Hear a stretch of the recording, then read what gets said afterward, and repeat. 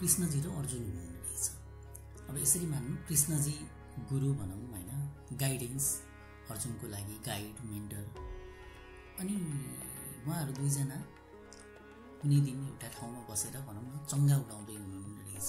अनि दुईजनामा कुराकानी अब मेरो भाषामा बुझ्ने भाषामा। अनि चङ्गा उडाउँदै गर्दाखेरि अर्जुनले एउटा कुरा महसुस गर्नुभएछ। अनि कृष्णजीलाई भन्नुभएछ, होइन कृष्णजी यो चङ्गा त्यति माथि गएको छ होइन, तर यो धागोले बाँधिरहेछ। यो धागो नहुने हो भने पक्कै पनि यो चङ्गा त अझ माथि जान सक्छ, अझ फ्रिली मानौँ फ्रिडममा त अझ माथि जान सक्छ, तर धागोले बाँधिरहेछ, कन्ट्रोल भइरहेछ। चङ्गा आफू स्वतन्त्र रूपमा चाहिँ उड्नु भएको छैन। अनि त्यसपछि कृष्णजीले पनि ठिकै छ नि त भनेर कैँची दिनुभएछ, काटिदेऊ धागो भन्नुभएछ। अनि अर्जुन पनि अब खोजेकै त्यहीँ होइन हतार हतारमा, अनि झ्याप्पै अब धागो काटिदिइहाल्नु भएछ अर्जुन पनि। अनि धागो काटिसकेपछि के भएछ भन्दाखेरि त्यो चङ्गा जहाँ थियो अलिकति झट्का जस्तो त कोर्स अब त्यो लगाइहाल्यो होइन, अब त्यो माथि गएको के हो, तर एकछिनमै अनकन्ट्रोल हुन थालेछ। यताउति ब्यालेन्सै छैन, यताउति सँगसँगै तल तल तल तल होइन, कन्ट्रोलै छैन, तल आएर भैमा सिधै। अनि अर्जुनले कृष्णजीलाई हेरेछन्। कृष्णजीले फेरि के भन्नुभएछ, ठिकै छ जाऊ उडाउ न फेरि होइन, धागो किन चाहियो उडाउ। अनि अर्जुन फेरि जानुभएछ, हातमा चङ्गा लिनु भएको छ, माथि फाल्नुहुन्छ, उड्दैन फेरि भैमा। अब त यतिसम्म भइसक्यो, जहाँ थियो पहिले धागो हुँदाखेरि त्यो लेभलमा पनि छैन, त्यो लेभलमा पनि जान सकिरहेको छैन। त्यो लेभल त धेरै टाढाको कुरा हो, अलिकति माथि पनि जान सकिरहेको छैन, भैमै आइरहेको छ। अनि त्यसपछि कृष्णजीले अर्जुनलाई भन्नुभएछ के बुझ्यौ भनेर, अब यो कुरा यहीँ राखौँ, अब म कसैलाई अरूलाई भन्ने भन्दा पनि पहिला म मेरो कुरा गर्छु, अनि त्यसपछि त्यही अनुसार केही भन्छु है। मेरो पनि सिचुएसन एकचोटि कस्तो थियो भन्दाखेरि लगभग यो 2019 होइन, कोभिड टाइम, कोरोना टाइम। अब मेरो छोरा पनि त्यही बेलामा जन्मेको। अनि त्यो सिचुएसनमा पहिलो त कस्तो थियो भन्दा धागो जस्तै जुन बाँध्या थियो नि, धागो जस्तै लकडाउन, बाहिर निक्लिन पनि नपाउने, घरभित्रै बस्नु पाउने होइन, आफूलाई यसो बाहिर डुल्न मन लाग्छ त्यो पनि पाइरहेको छैन, घरभित्रै पनि कस्तो हुन्थ्यो। मम्मी हुनुहुन्छ, वाइफ छ, त्यसमाथि अब बच्चा पनि छ।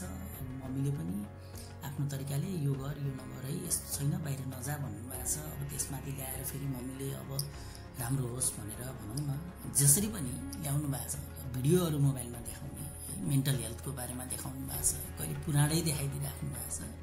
ढिक्क लाग्ने यार यो के गरिरहेको मन जस्तो लाग्ने। उता बुढी अब बुढी म बाहिर जान्छु भने बाहिर जान दिँदैन, केही गर्न दिँदैन होइन, घर बस्नु भनेको छ। कहिले काहीँ अब जबरजस्ती बाहिर गयो, बाहिर गएर आएको अब 5-6 बजे छ है, कपडा होइन कपडा बाहिर राख्नु नुहाउनु पर्छ भनेको छ, 5-6 बजे अब त्यो जबरजस्ती नुहाउनु परेको छ।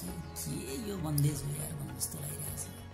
यता फेरि केही गर्नु खोज्यो, अनि मोबाइलहरूमा हेर्नु खोज्यो, ल्यापटपमा केही गर्नु खोज्यो। छोरा भर्खर जन्मिएको छ, छोरा रोइदिन्छ, बुढी आफ्नो काममा बिजी छ, माथि किचनमा भनौँ मम्मी आफ्नो काममा बिजी हुनुहुन्छ, छोरा मसित छ। फेरि छोरालाई काखामा लिगो यताउति लिएर हिँड, रोइरहेछ। दिक्क लाग्ने भने यो के हो यार, आफूलाई उता मन लागिरहेछ या उसलाई सम्हालिरहेछु।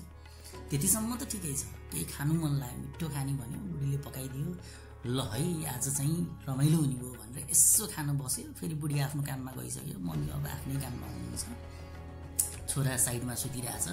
अब मजा लिएर खान्छु भनेर टक्क खाना मात्र सुरु गर्यो, छोरा रोइदिन्छ। किन रोयो भन्दाखेरि आची गरेछ डाइपरमा। अब बुढीलाई बोलाऊँ, बुढीले बुढो म काममा छु गर्नु न भन्छ। एकतिर खाना छ, अब एकतिर उता आची छ, आची पुसिरहेको छु, दिमागमा आछ ए यार यो के हो यो जन्जाल होइन। उता उहाँ खाना छ, खाना खान पनि पाएको छैन, आची पुस्नु परिरहेछ भन्ने हुन्थ्यो। त्यस्तै धेरै सुनिन्छ नि होइन, धेरै सुन्छु है मैले। हजुरहरूले सुन्नु भएको छैन थाहा छैन, कति सुनिन्छ कि। म घरबाट दिक्क भइसकेँ यार, यो बाबा मम्मी जतिखेर पनि बाहिर नजायो नगर, कोरोना मात्रै नै नर्मल डेजमा पनि बाहिर नजायो नगर, राति भयो छिटो आइज भन्ने यार। यो बाबा यार जतिखेर पनि पढ भनिराख्नु भएको छ। मम्मी त्यस्तै यो लगा त्यो नलगा भन्नुभएको छ। बुढाले भन्छ यार मेरो बुढी मलाई अलिकति सुगर देखिएको, प्रेसर देखिएको, गुलियो खाना पनि दिइरहेको छैन यार। कस्तो भने एक दिन गएर रक्सी खाएर आएको, गाली गरेर सम्झिनु भएको मान्छे यताउति गर्छ, कस्तो मलाई यार किडन्यापै गरे जस्तो गरिरहेछ भनिरहेछ। मेरो बुढा त म यस्तो पढे लेखेको मान्छे, बुढा यो घर परिवार सासू ससुरा बुढा हेर्नु परिरहेछ, बच्चा हेर्नु परिरहेछ, पुरै पिन्जडाभित्र जस्तो उड्न पाए त क्या अगाडि उठ्थेँ भनेको सुनिन्छ होइन। ठिकै हो, सबै कुरा ठिकै हो। बट साँच्चै के हो मैले के बुझेँ, अब अरूले बुझ्ने अरूको कुरा हो भने साँच्चै त्यो डोरी काटेर माथि नै पुगिन्छ होला त। त्यो डोरी भन्या सम्बन्ध तल त्यो लट्टाइ जे पनि भन्छौँ त्यो व्यक्तिहरू भए, त्यो लट्टाइबाट त्यो डोरी जुन आफूलाई जोडिरहेछ त्यो सम्बन्ध काटेर साँच्चै हुन्छ, साँच्चै त्यो चङ्गा माथि पुग्यो।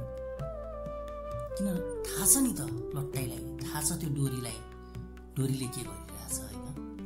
हावाहुरी लाग्छ, चङ्गा कन्ट्रोल हुन सक्दैन, डोरीले अलिकति अगाडि बढ्न दिँदैन, कन्ट्रोल गरेर राखिरहेको हुन्छ।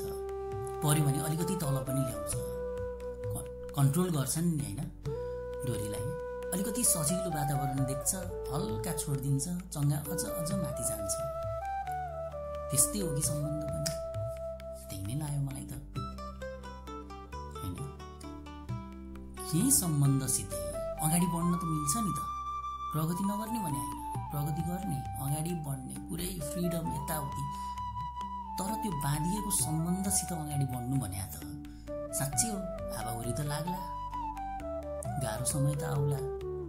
त्यो बेलामा कन्ट्रोल गर्नलाई, मन बुझाउनलाई, त्यो बेलामा एउटा कामनेस, एउटा स्टेटमा रहनलाई त चाहियो नि त डोरी त। अनि फेरि सजिलो होला, फेरि त डोरी आफैले छोडिदिन्छ अलिकति अगाडि बढ भनेर। त्यही नै बुझेँ मैले चाहिँ, कतिको ठिक बुझेँ कतिको बेठिक बुझेँ। अनि फेरि डोरी त डोरी, सम्बन्ध त सम्बन्ध होइन, लट्टाइ त लट्टाइ, व्यक्ति त व्यक्ति। तर हरेक व्यक्तिसित हरेक सम्बन्ध राख्नु पनि त छैन। त्यो चङ्गाले जब माथि उठ्छ उसलाई थाहा छ कुन मेरो डोरी हो, कुन मेरो लट्टाइ हो, म कुनमा कसरी कनेक्टेड छु त्यो थाहा छ। तर थाहा छ ऊ अरू चङ्गाको अरू नचाहिने डोरीसित गयो भने के हुन्छ त, चङ्गा चैट, अनि जाने कहाँ त भुइँमा। त्यसैले गर्दा मैले बुझेको कुरा यही हो भन्न मन लाग्यो। हजुरहरूले यति बेर सुन्नु हो, ठिक छ। अब हजुरहरूको इच्छाले यसो सोच्नु मन लाग्छ भने सोच्नु होला, बुझ्ने मन लाग्यो भने बुझ्नु होला। Thank you so much.